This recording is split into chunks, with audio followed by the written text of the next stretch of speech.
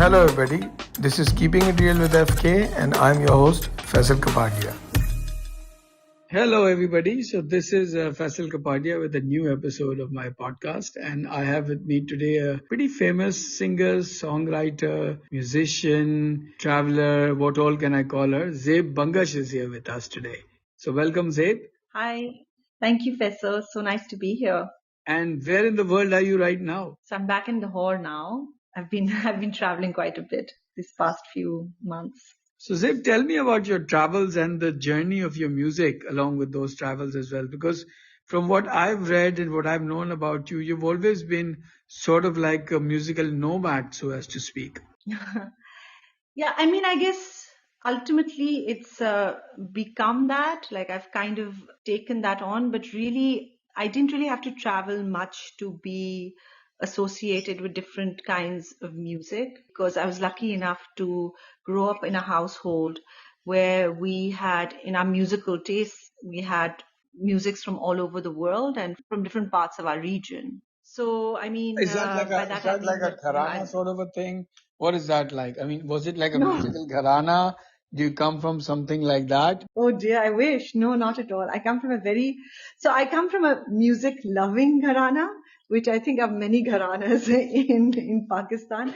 But no, I mean, nobody in my family was a professional musician or even a professional artist for that matter.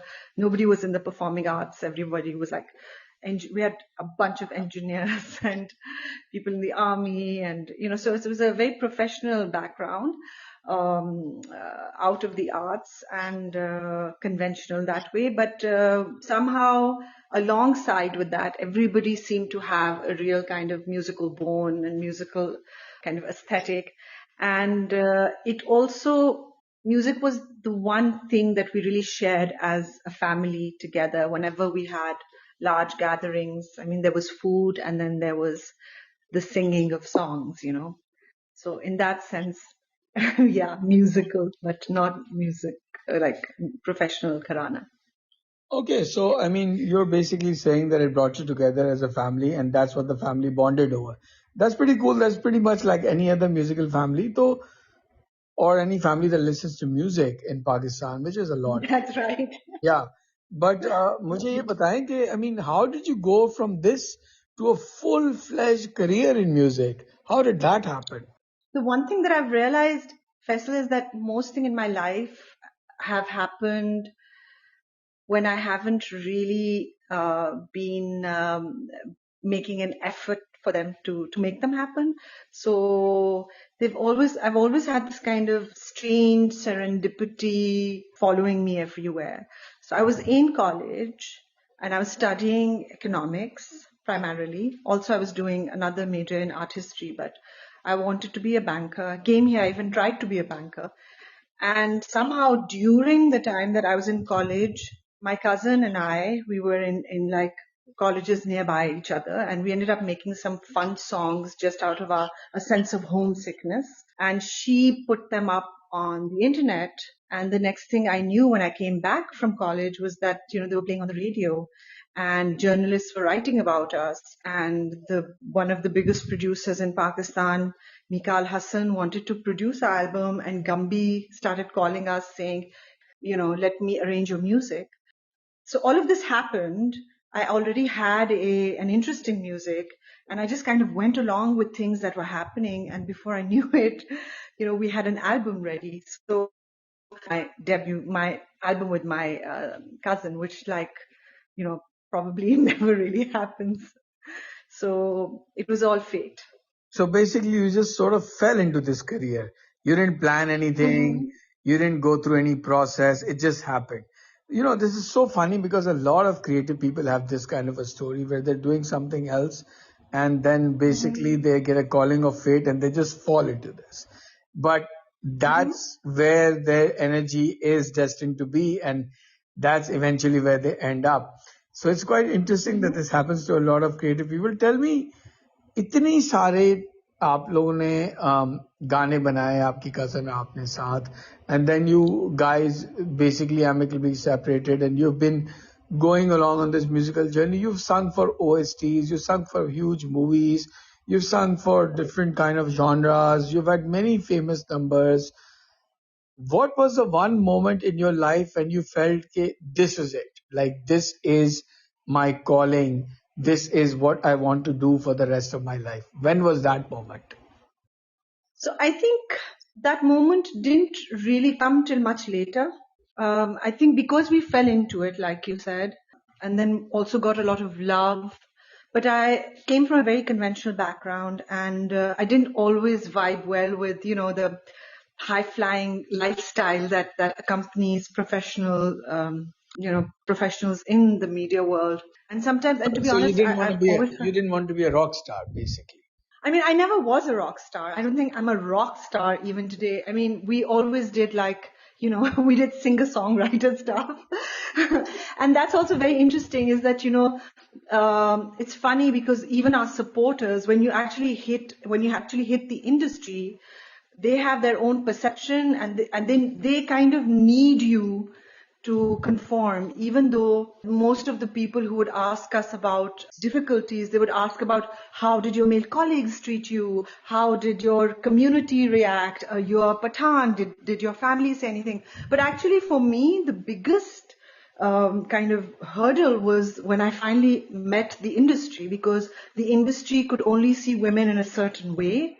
Or if you're pretty like glamorous girl, then you had to be the rock star who was angry, who was the angry chick, and I didn't want to be a model and I didn't want to be angry. And so I just didn't know, where I just wanted to do my music. And so for a long time, I didn't feel like this is what I want to do. But interestingly, I had the best time of my life in that time. I continued to have the best time of my life. And I saw a lot of love from all over the world. And as someone who just really likes connection, I mean, that's when I think I think a year after Hania and I kind of parted ways, and I got deep into my practice with my Ustad Nasiruddin Sami, and I kind of accepted myself as a vocalist. That's when I knew that this wasn't just about, when this wasn't about whether I was going to be a hit or not, whether the market liked me or not. This was just a practice that was a part of my life forever. It was always going to be my thing. Which is the next thing I was going to come to, because I was part of that ceremony. I was very honored by you to be made a part of that ceremony with your Ustad Sahab. The star, Thank you for I don't being know how to there. pronounce it properly, the Ganda Bandhan, as it's called. Yeah. And Yeah. I saw a very vulnerable person at that moment who had spent a lot of time doing riyaz. If I'm not wrong, almost a decade to be exact to get to that point. And what I took away from that ceremony was, how difficult it is to actually go through the whole process. How difficult it is to go through this journey. I mean, the journey of classical music is extremely difficult. It is. I think any journey is difficult if you're going to really care about your craft, whether any kind of artistic journey or any other, profession for that matter.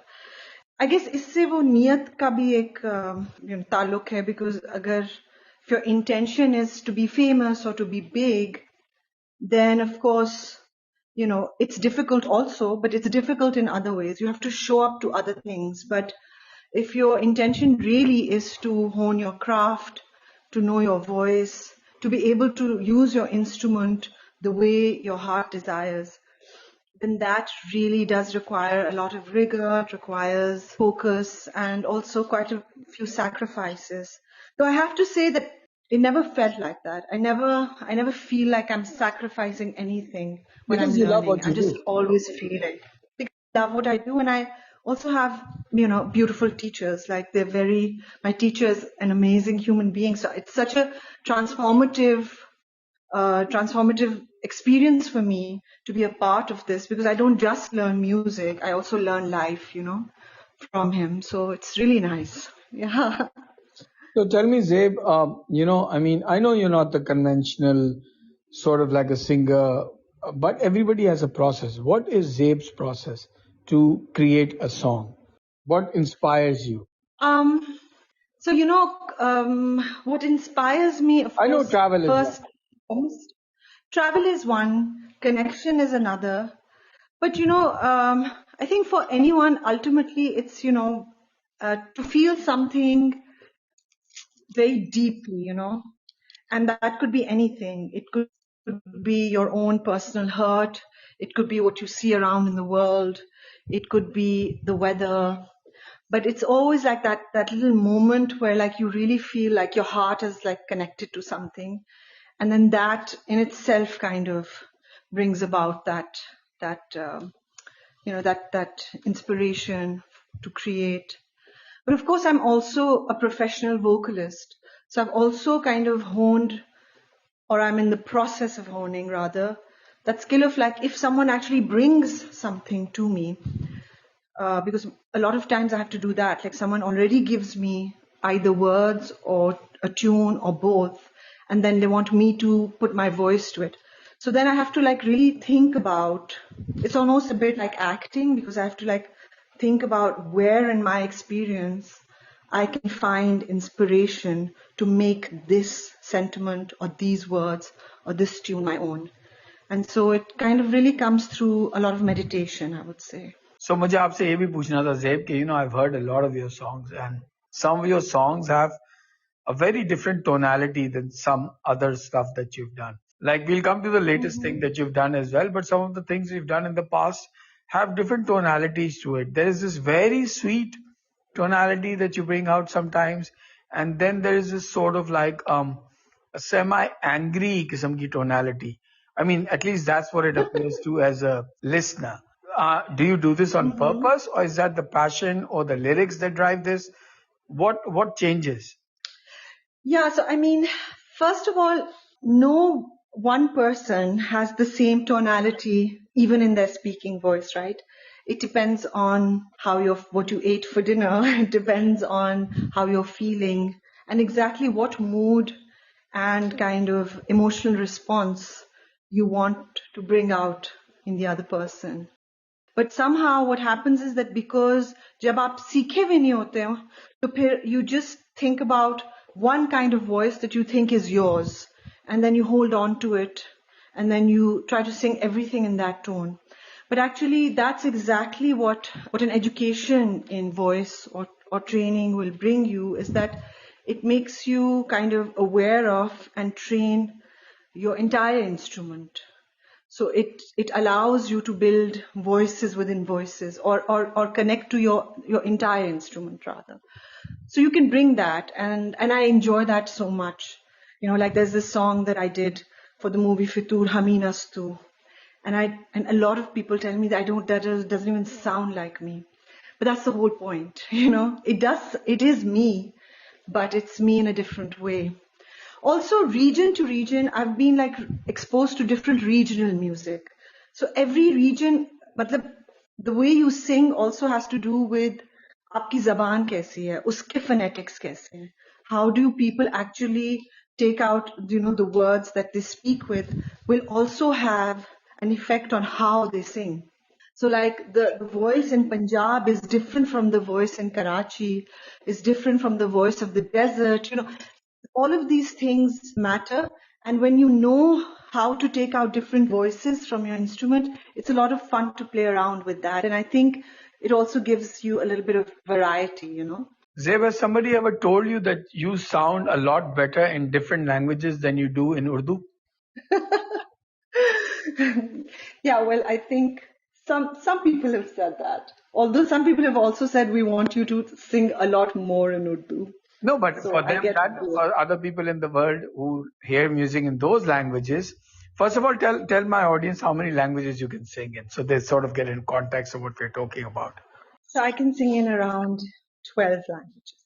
Which are? Okay, I'm gonna have to.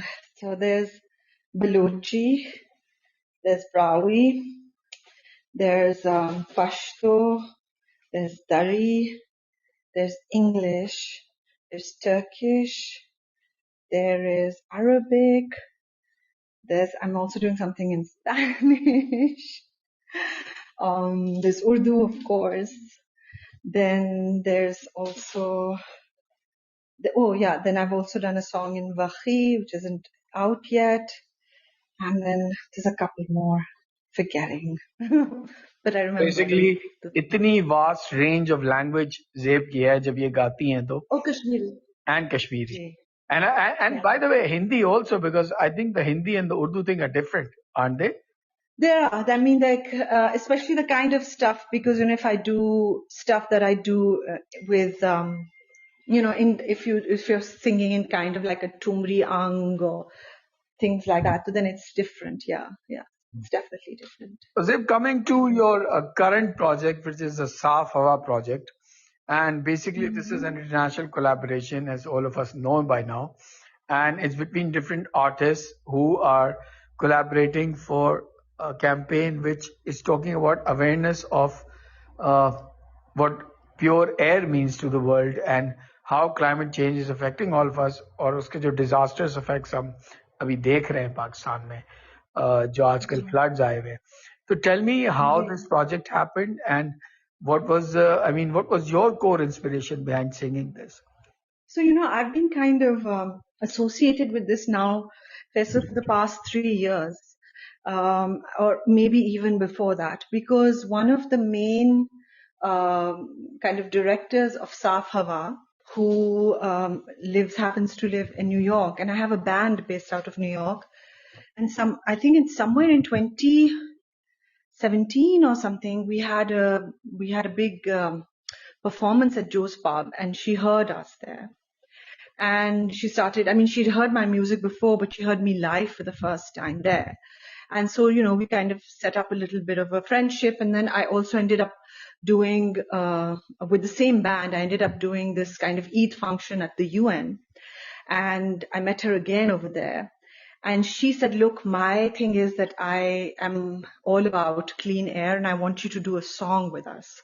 And I said, sure. And then it was quite an arduous journey because, of course, we were dealing with COVID in the middle.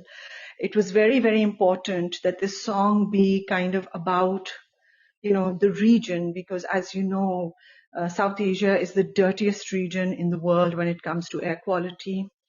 And, around 38 of the 43 dirtiest cities in the world when it comes to air are in South Asia. So, she was very, very concerned that it had to kind of speak the whole region. And we went through many ups and downs, many kind of stops and starts, but this was one element that I felt very strongly about. Also because Lahore was considered to be the dirtiest city this year. Absolutely. And Lahore topped that list, and I'm from Lahore, like my family, my parents' house is in Lahore.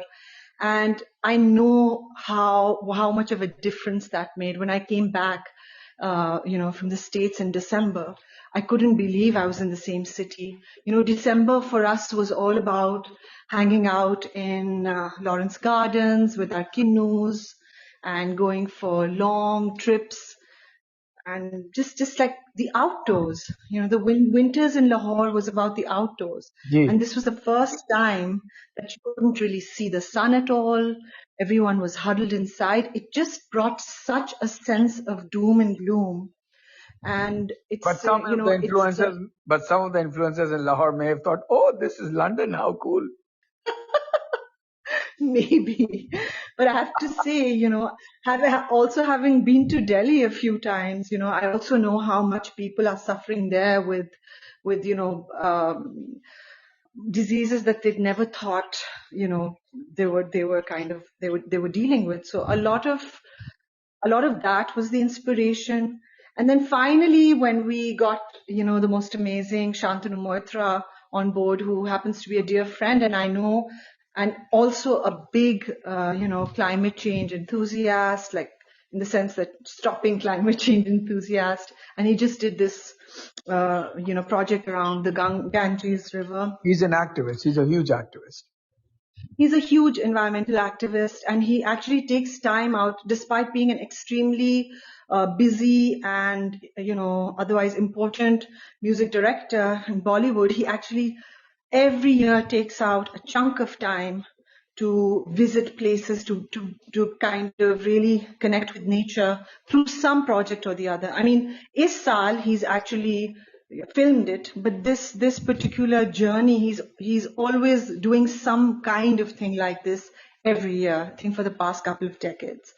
So I think what really, really helped was that he made the song right after he came back from the journey. So he had just seen, and he saw like how when he went up and he saw the beautiful clean air, and then as he was descending down, there were some places where he couldn't actually cycle through without a mask, you know. So he kind of experienced that himself. Of course, we were in touch. I was seeing also on social media. So I was also like kind of following that journey. I was seeing what was happening in Lahore. And then finally, when Mir Ali's like extremely beautiful words came to, to light, and that I think was the main anchor of the song, the way it's been written. And one fact that I must mention is that so I was told before I started the song that now the kind of diseases that kids used to develop at say age 5 after being in polluted environments, they are developing in their mother's womb. That means the first time that that a human being will be affected by air pollution is when they're a fetus. So that to me, that really, really like struck me as something devastatingly sad. And, that we're actually bringing kids in this world without giving them their main human right. And that I think was a main inspiration, or kind of, point of like hurt where I was coming from. And then of course the anchor were the words and the tune.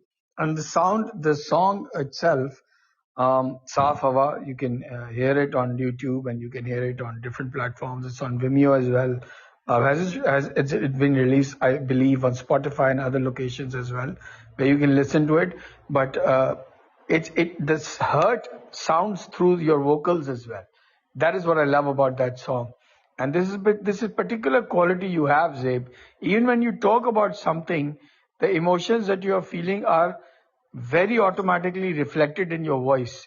Is this because of training or it's a natural thing? No, as my mother says, I'm just too dramatic all the time. Okay. So now, it's not a good thing. speaking of drama, let's talk about how Lahore has changed over the years. Oh yeah, that's a drama in front of all of us. Yeah, So it's tell really me, tell me, changed. how do you feel about the new Lahore?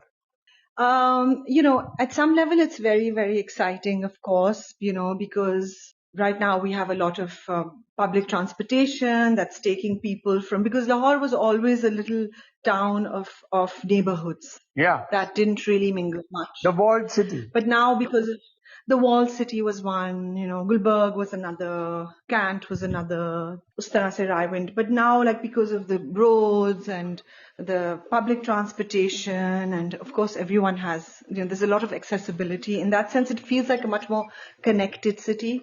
It's also grown a lot. There's a lot more economic activity.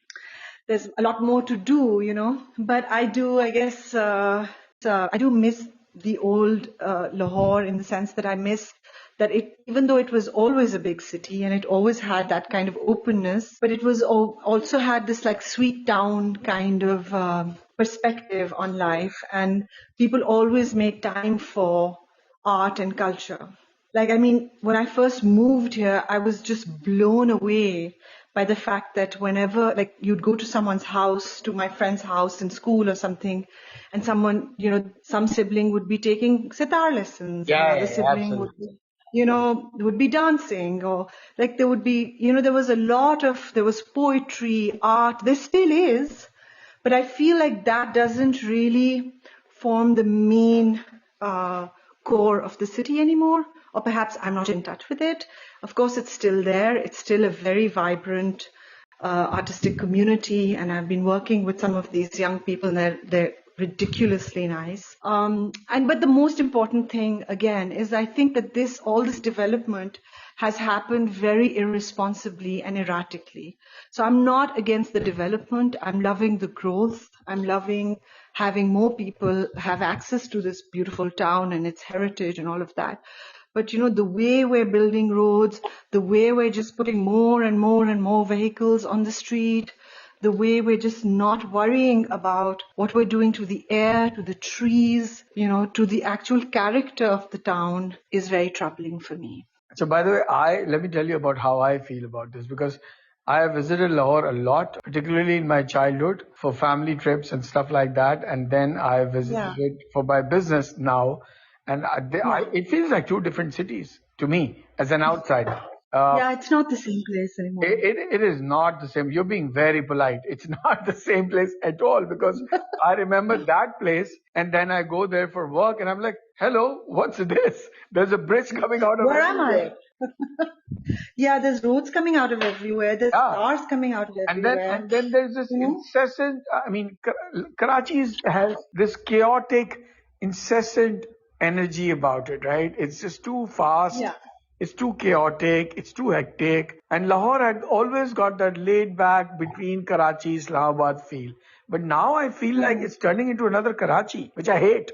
Because maybe now you don't have anywhere to run to. So no, that's not. I don't hate Karachi at all, but I'm just like, उस शहर का एक जो वो था ना, एक शहर की एनर्जी थी, एक शहर का सुरूर था, वो नहीं है अब. I don't know of any Lahoris that I meet now who want to go into Andurun शहर to have those tawa chickens and the kulche wale or chole or वो सब. I don't meet those people anymore. Everybody I meet. ये बहुत अलग हो गया है. Everybody I meet in Lahore always wants to go to fancy restaurants and just chill out in Gulberg and around MM Alam Road or whatever, or Defense. Defense. Everybody wants to hang out in Defense, but that's about it. I don't get that feeling anymore that I used to, where I would experience the cultural side of the city. I just don't feel like that exists anymore. And that I asked you that question because I felt that as an artist that would be painful for you. But you've been very polite about it. Zeb, there's one other thing that people haven't realized about you. You're very polite and diplomatic, aren't you? But this is only a select few hear my evil, see my evil side. Also, there is an evil side as well. Of course.